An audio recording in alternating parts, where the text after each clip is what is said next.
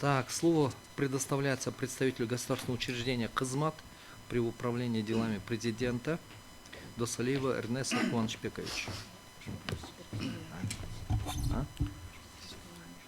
Уважаемый председательствующий, уважаемые судьи Конституционного суда. В начале своего выступления я бы хотел обратить внимание на цели данного заседания. Речь идет, во-первых, о иностранных гражданах, впервые приобретших гражданство Кыргызской Республики.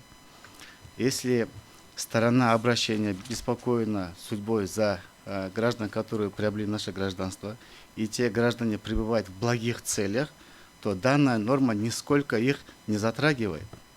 Правильно?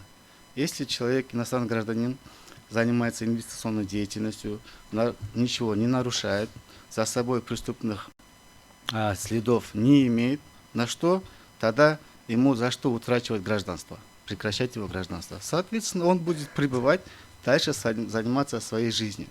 Здесь никакие нормы в его отношении применены не будут.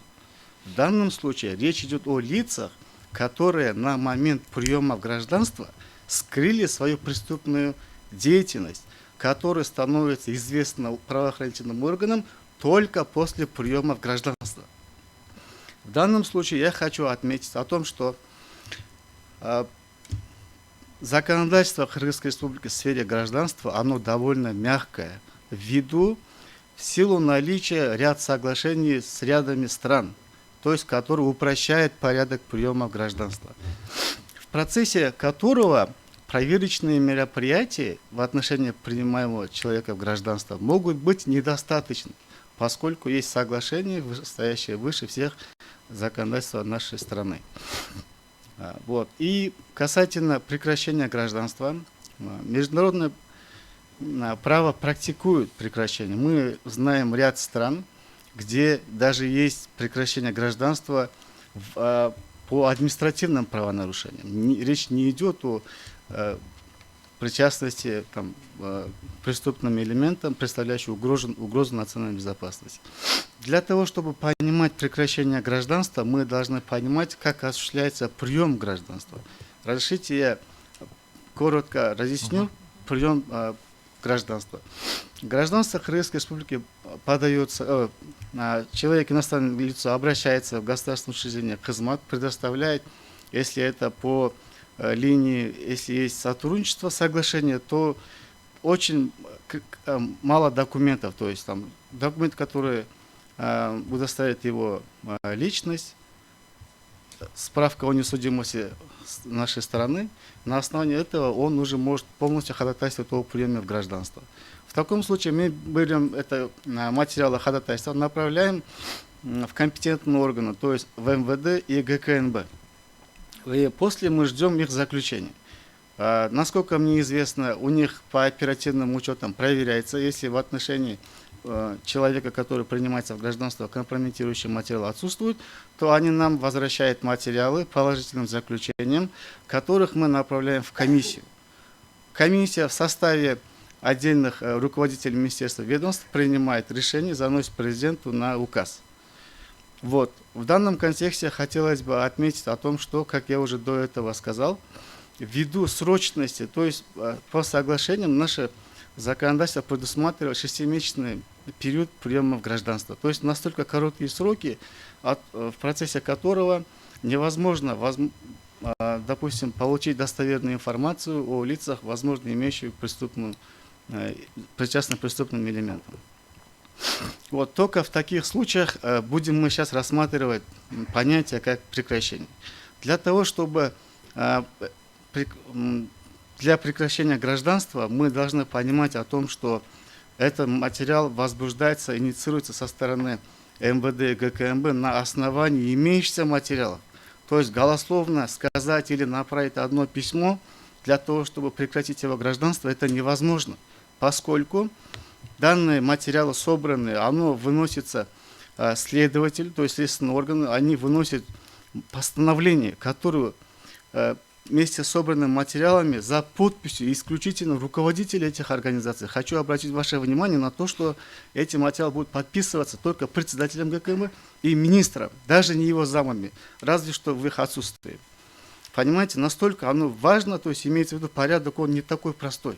Для того, чтобы мы должны понимать, что председатель подписать, нужны же аргументы. Человек такого высокого уровня, он не может взять, подписывать все, что попало, согласитесь. Только в этом случае материал направляется, собранными материалами направляется в адрес ГУ Кызмат. Мы, ГУ Кызмат, берем поступившие материалы и перенаправляем в комиссию. Тот же состав комиссии, который рассматривал вопрос о его приеме, будет рассматривать поступившие им материалы.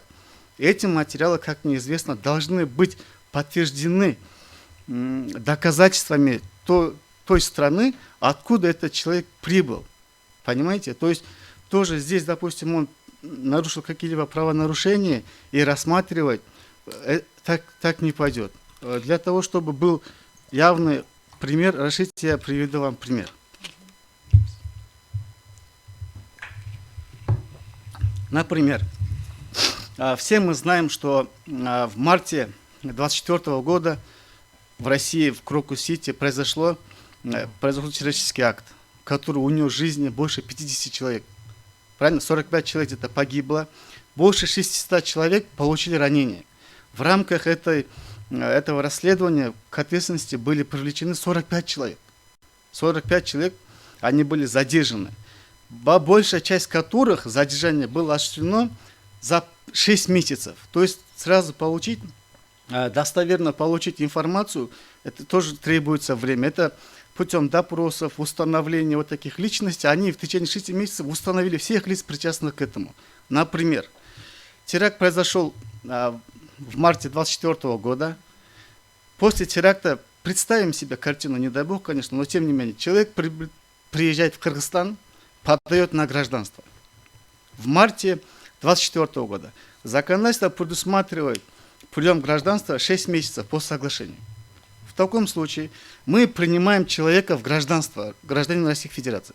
На момент приема в гражданство на него сведений о его причастности к террористическим атакам не было. Спецслужбы Российской Федерации после установили о том, что человек организатор, например, но он уже наш гражданин. Как быть в данной ситуации? Российская Федерация, как полагает уголовное судопроизводство, будет ходатайствовать об его экстрадиции. Мы говорим, извините, он наш гражданин, мы не можем ему предоставить. Согласны? Но как его судить по нашим законодательствам, когда все это произошло на территории Российской Федерации? От его действий ущерба нашей стране не было, соответственно, ни один следственный орган не будет возбуждать дело, и ни один судебный орган его не будет рассматривать. В таком случае мы имеем человека, гражданина Кыргызской Республики, вновь приобретшего гражданство, потенциальный террорист. Кто может гарантировать о том, что он будет здесь пребывать в благих целях? Высока вероятность повторения его преступной деятельности на территории Кыргызской Республики в отношении организаций, где участвует Российская Федерация. У нас очень много организаций совместных, я в этом смысле говорю. И что делать в такой ситуации? Мы не можем его судить, но речь идет не только о правах данного гражданина. Мы должны заботиться о правах наших граждан. Согласны? Почему? Потому что Конституция, законодательство Кыргызской Республики не только защищает права вновь приобретших гражданство, иностранных граждан, а как же наши родственники, близкие, дети? Разве мы что, должны, получается, оставить этого гражданина в нашей среде, чтобы он потенциально мог совершит аналогичные действия? А куда мы должны смотреть? Почему мы не должны заблаговременно принимать меры для того, чтобы это лицо не совершило подобное действие на нашей стороне? Вот эта норма, это и есть заблаговременная норма, позволяющая оградить наших граждан, обеспечить им таким образом безопасность. И вот в случае с этим человеком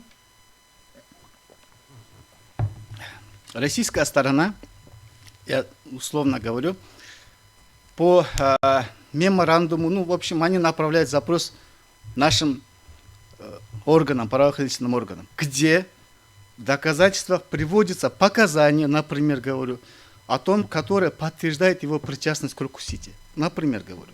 мы имеем полный пакет документов, подтверждающий о том, что этот человек, который принял наше гражданство, имеет причастность к теракту. И только тогда следственный орган, основываясь на показаниях и Уголовного суда производства Российской Федерации, принимает постановление о том, что необходимо прекратить его гражданство, которое заносится председателю в данном случае, он изучает внимательно, да, и потом направляет, подписывает к нам. И мы эти материалы берем, переправляем в комиссию, где члены комиссии, которые приняли его в гражданство, также рассматривают.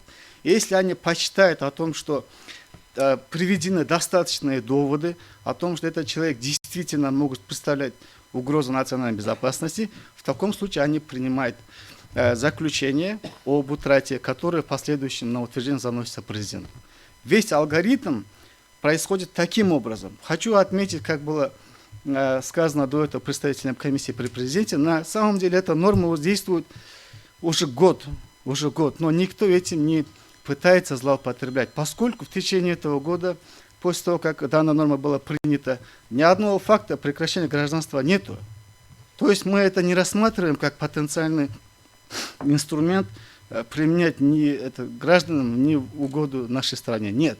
Только при наличии обоснованных данных, поскольку наше законодательство не позволяет, мы знаем человека о том, что он причастен, но мы ничего в отношении его сделать не можем. Но мы не можем тоже подвергать риску здоровью, жизни нашего общества, поэтому мы принимаем такие заблаговременные меры. А касательно этого всего процедуры, оно тоже предусматривает определенное время. Это не однодневная работа, уважаемые судьи, что вы понимали. Мы тоже изучаем. Это то есть проходит поэтапную проверку. Но не может быть так, что мы осознаем серьезность данного вопроса. Мы понимаем, что значит прекращение гражданства. Но мы в то же время должны понимать об нашей ответственности перед нашими гражданами, поскольку мы являемся органами, уполномоченным органом в сфере гражданства, мы тоже несем такую-то часть ответственности за прием такого человека в наше гражданство, который может представлять угрозу нашему обществу. Спасибо.